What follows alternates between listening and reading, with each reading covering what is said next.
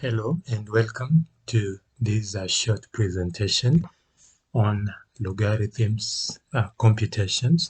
Just want to provide a short demonstration on how to use logarithms to work out a problem related to multiplication and also to the roots.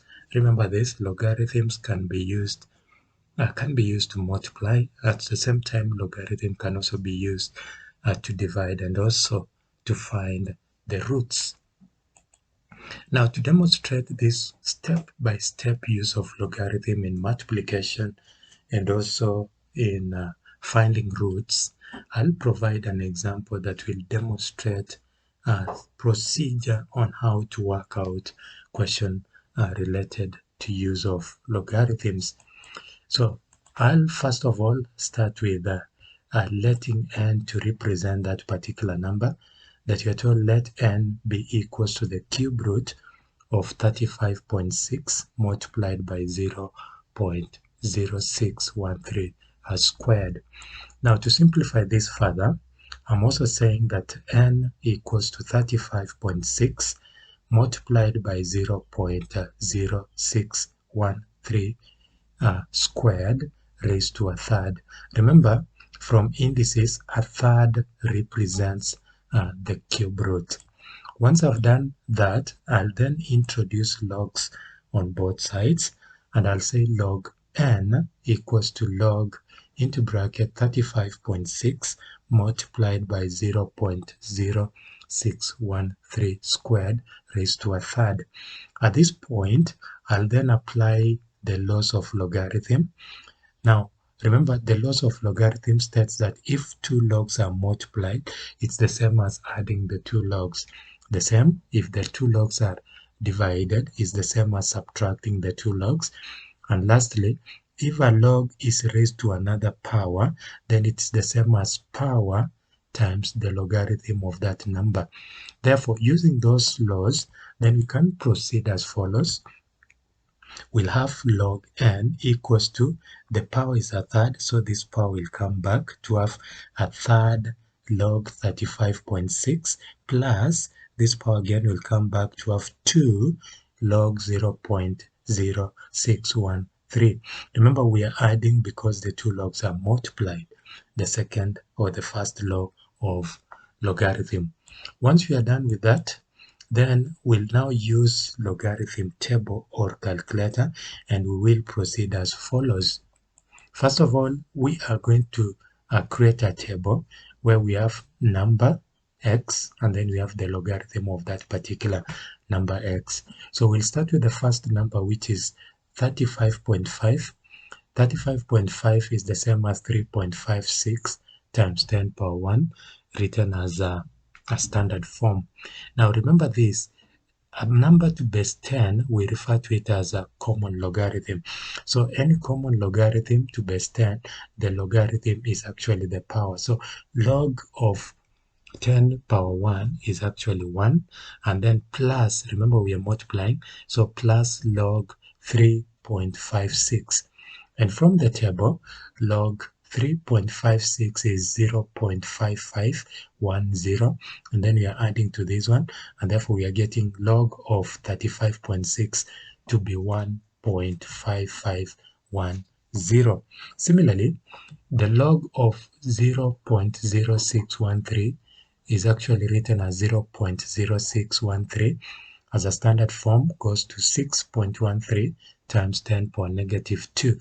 Remember again, the log of 10 raised to negative 2 is negative 2, then plus, because you're multiplying, log of 6.13.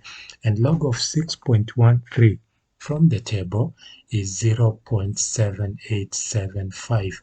Now, if we add to negative 2, then you're getting the log of 6, the log of 0.0613 being bar 2.7875, but we are multiplying by 2 because this number is squared. So anytime you meet a squared number, then the log of that number will be the log of the number multiplied by the power. Because the two logs are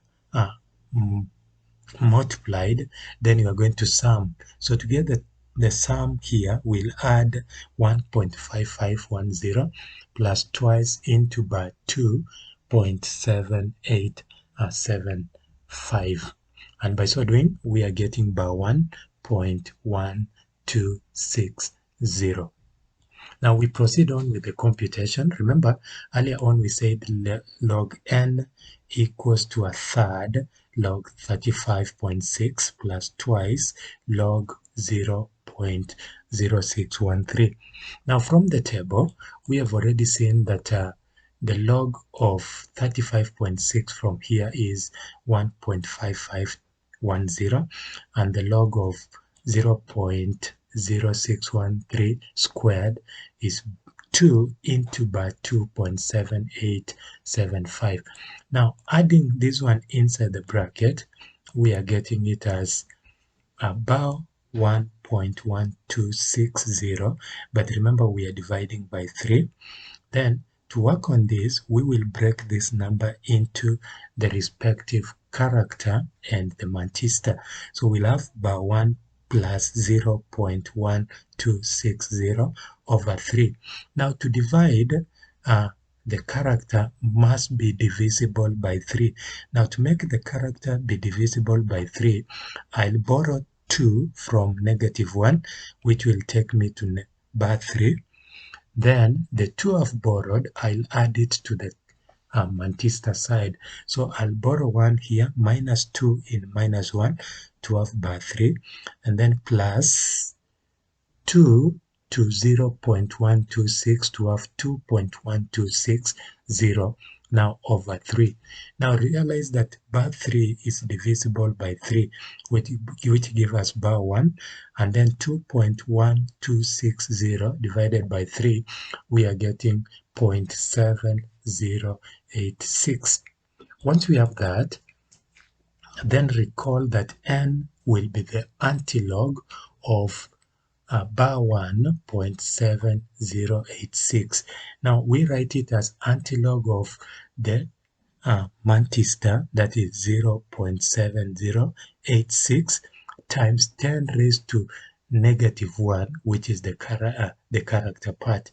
And by so doing that one, the antilog of 0.7086 is 5.114, and we are multiplying this one with 10 raised to -1, which reduces to n equals to 0.5114. I believe that step-by-step demonstration on how to use logarithm to do some computation, especially multiplication and the roots, has actually provided sufficient information on how to use those logarithms. Please remember to subscribe for more lesson to follow. Be blessed and thank you for your time.